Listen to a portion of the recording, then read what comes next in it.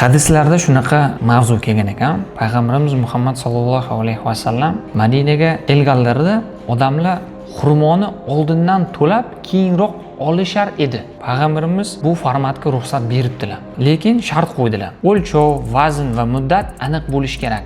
Keling, sizlar bilan ozgina shuni tahlil qilaylik. Endi bizning yo'nalishda dropshipping tizimida biz klientimiz bo'lsa, unga tovarni yetkazib berish условиясini olib, undan oldindan pulni olib, Xitoydan deylik qaysidir tovarni zakaz qilmoqchi, biz Xitoyda производство fabrikalarni yaxshi bilamiz, ular bilan kelishgan holda siz olib kelib berishingiz mumkin.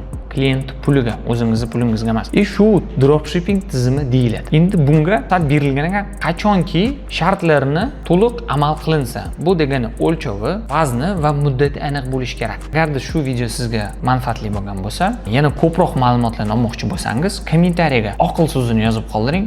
Men sizga целый gaydni tashlab beraman.